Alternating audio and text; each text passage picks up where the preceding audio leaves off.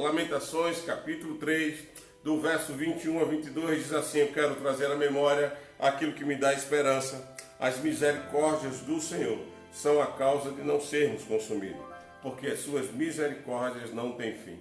Queria dizer, esse texto é um texto particularmente, eu tenho uma atenção especial a esse texto, um texto que sempre fala e há de falar ao meu coração. E eu quero mais uma vez compartilhar as ricas lições que Lamentações 3 traz a cada um de nós.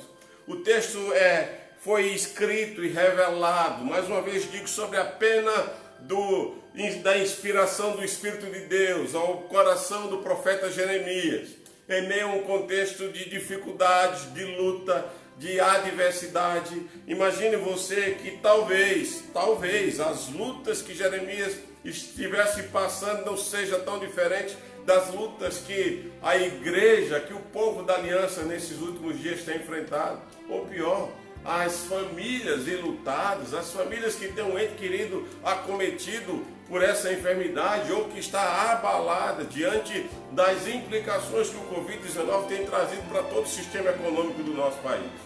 E isso tem causado desespero, angústia, medo, incerteza, tem trazido pavor ao nosso coração, dúvidas tem nos norteado, o coração se sente estrangulado, a alma se sente angustiada, há uma pressão na nossa presente era, nessa presente existência minha e sua, que nos angustia, que nos oprime, que nos gera pânico, medo e insegurança com o dia de amanhã.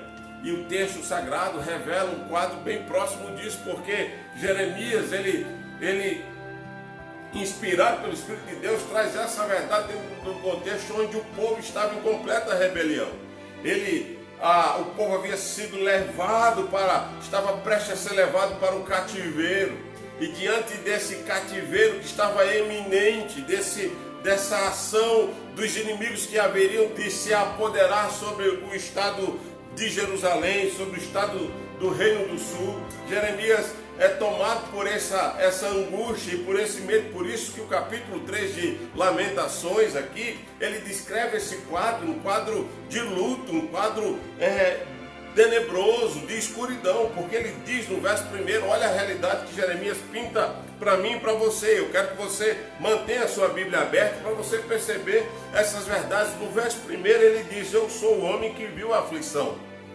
E percebam que ele contempla a aflição numa perspectiva, não numa perspectiva de alguém que está apenas olhando o sofrimento, mas ele reconhece que o sofrimento advindo sobre a vida do povo é um sofrimento que veio por vara do furor de Deus.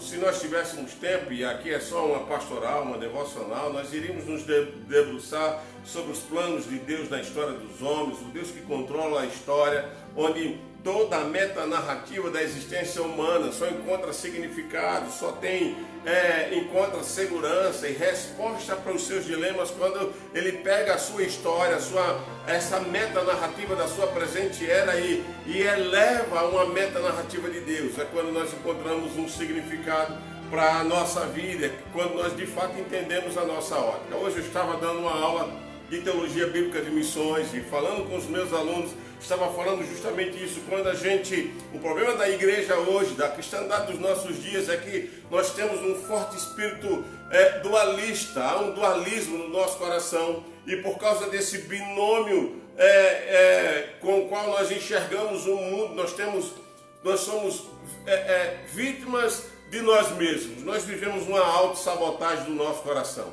De que maneira isso acontece? Eu estava explicando que todos os temas da nossa vida, dessa presente era, da nossa existência, do sistema econômico, seja o tema que vocês venham a escolher, todos esses temas deveriam ser avaliados, compreendidos, encontrar os seus significados e compreender essas realidades a partir de Cristo. Mas como nós não enxergamos dessa maneira, cremos que Jesus morreu por nós cremos que Cristo foi assunto aos céus, cremos que um dia estaremos no céu, seremos salvos pelo sacrifício de Cristo Jesus. Contudo, quando nós olhamos os problemas, nós não olhamos na perspectiva de Cristo, nós olhamos os problemas como eles de fato são, como problemas. E o problema nos causa insegurança. Mas se nós olhássemos na perspectiva de Deus diante do problema, eu ia enxergar ter a experiência que Jeremias fez. Ele reconhece o problema, mas ele traz à memória o que dá esperança ao seu coração. Era assim que nós deveríamos viver. O problema é real, ele não vai deixar de existir. Ele continuará existindo, mas ele tem um sentido, tem um propósito que eu e você muitas vezes nós não compreendemos, muitas vezes nós não aceitamos, mas Deus tem um propósito. Mas apesar do problema que está presente na sua vida hoje, na minha vida, na vida da igreja, do Distrito Federal, da nossa nação, do mundo hoje, há esperança para nós. Ser cristãos é olhar para o problema na perspectiva bíblica, na perspectiva de Deus, na perspectiva de Cristo. Eu quero trazer à memória o que me dá esperança. É o que essa experiência que Jeremias tem. Se você observar, ele vai construindo essa perspectiva dessa maneira. Ele diz: eu sou aquele que viu a aflição, no verso 1. E diz que essa aflição que ele enxerga e vê o povo ser levado para o cativeiro, ele vê os muros de Jerusalém serem derribados, as portas serem queimadas, a miséria ser instalada em todo o contexto político da época de Jerusalém, do reino de Judá. Ele diz o texto, mas isso aconteceu por vara do furor de Deus. Ele não só vê isso, mas ele diz assim no verso 5 do texto, depois os irmãos vão lendo todo o capítulo 3 de Lamentações. Diz o verso 5, que Deus edificou contra mim e me cercou de veneno e de dor. No verso número 8 diz ainda quando eu clamo e grito, ele não admite a minha oração. No verso 9 diz que fechou os caminhos com pedras lavradas. No verso número 15 diz: fartou-me de amargura, secou-me de absinto. Então era um quadro de amargura, era um quadro de desespero, era um quadro onde os caminhos estavam fechados, a oração não era atendida, o céu se tornou de bronze. Toda esse quadro difícil e de luta e de dificuldade que Jeremias vai pintando. Ele vai dizer ainda no verso 17: afastou a paz da minha alma, esqueci-me do bem.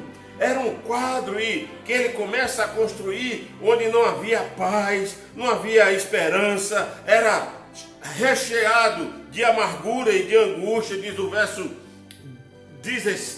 15. No verso 18 ele diz: então disse eu, já pereceu a minha glória, como também a minha esperança no Senhor. Sabe aqueles dias, aqueles momentos que você olha para a sua situação, olha para a sua vida e diz: olha, não tem mais jeito, não há mais esperança, não há mais o que fazer. Esse é o sentimento que Jeremias experimenta aqui nesse texto. Esse é o sentimento que o Espírito de Deus revela do coração de Jeremias, mas diante desse quadro difícil, de luta, de amargura, de ausência de paz, de incerteza, de dúvidas que certamente invadiram o coração daquele homem, daquele servo, daquele filho da aliança, que talvez não seja diferente dos mesmos sentimentos que invadem o meu e o seu coração nessa noite. Ele chega diante de toda essa realidade de dor, de aflição. Diz o verso 19: lembra-te da minha aflição, do meu pranto, do veneno. A minha alma continuamente os recorda e se abate dentro em mim, dentro desse ambiente de abatimento. Diz o verso 21, mas eu quero trazer à memória o que me dá esperança. Diante desse quadro que certamente se descortina diante dos seus olhos, diante da sua vida financeira, da sua vida econômica, diante do perigo de ser contaminado, diante do quadro de morte, de luto que algumas famílias já têm enfrentado, quem você traz à sua mente nessa noite para lhe trazer esperança? O texto sagrado nos ensina que Jeremias trouxe o Senhor. E ele diz: eu quero trazer à memória o que me dá esperança. E a certeza que lhe dava esperança era a misericórdia de Deus, que era a causa de não sermos consumidos. Eu quero nessa noite que você, aí em sua casa, traga, mesmo que o seu quadro seja de desespero, ao ponto de você dizer: não há mais esperança em Deus para mim. O próprio Deus que se revela na palavra, que se revelou ao coração de Jeremias, é o mesmo Deus que se revela a mim e a você através da sua palavra lida nessa noite. E Ele traz à nossa memória o que nos dá esperança. E a única esperança que nós temos é o próprio Deus. A única solução, onde falamos do Salmo 46, o Senhor, que é o nosso Deus, Ele é o nosso abrigo, Ele é o teu abrigo, Ele é o teu refúgio, Ele é o teu socorro bem presente na hora da tribulação. E por causa dessas verdades, há esperança para mim e para você. E a certeza dessa esperança está na virtude de quem Deus é. E Ele revela isso quando Ele diz no verso de número 22, a misericórdia de Deus é a causa de nós não sermos consumidos, porque a sua misericórdia não tem fim. É essa misericórdia que nos dá esperança, é essa misericórdia que renova a nossa vida, que nos dá força para continuar, mesmo diante de momentos difíceis, mesmo quando os nossos olhos contemplam a aflição, mesmo quando o caminho se fecha, mesmo quando há amargura na alma, mesmo quando a oração não é atendida, o grito da nossa oração se torna em desespero, mesmo nesses piores momentos da nossa presente existência. Há esperança para a sua vida, há esperança para a sua família, há esperança para a história do Distrito Federal, há esperança para a história da nossa nação, para a história das nações, porque existe um Deus, Criador de todas as coisas, que é a causa de nós não sermos consumidos. Guarde essa verdade no seu coração e o texto, portanto, vai nos ensinar porque eu posso renovar a minha esperança e trazer essa esperança. Primeiro, porque Deus é misericordioso. Ele é a causa de nós não sermos consumidos. Segundo, porque Deus é bom. Diz o verso 25. Bom é o Senhor para aqueles que esperam por Ele, para a alma que o busca. Por isso que nós quedamos diante do Senhor. Então, quadros de lutas, de dificuldades, são momentos propícios, apropriados para nós nos quedarmos diante do Senhor e sermos visitados pela sua graça e a sua bondade. E o profeta Jeremias compreende isso. Eu quero trazer a memória, eu quero que você traga a sua memória a esperança para você, pelo fato de nós sabermos quem Deus é. Deus é um Deus misericordioso. Ele renova a sua misericórdia sobre a sua vida. Você está vivo hoje, pode começar cada dia. Ele preservou a sua vida em meio à desgraça que se instala em todo o mundo. Deus está com você, creia nessa verdade. Então fortaleça a sua esperança. Mas não somente isso, há esperança para você, porque bom é o Senhor, a bondade do Senhor é que nos visita, a bondade do Senhor é que nos sustenta, e essa bondade não é para qualquer um, mas é para aqueles que têm a sua esperança no Senhor. O Salmo 40 vai dizer: esperei pacientemente no Senhor, porque Ele ouviu o meu clamor. Deus tem ouvido a oração do seu povo, por isso que o texto vai dizer: bom é o Senhor, porque Ele atende a alma que o busca. Bom é aguardar a salvação do Senhor, diz o verso número 26, e isso em silêncio.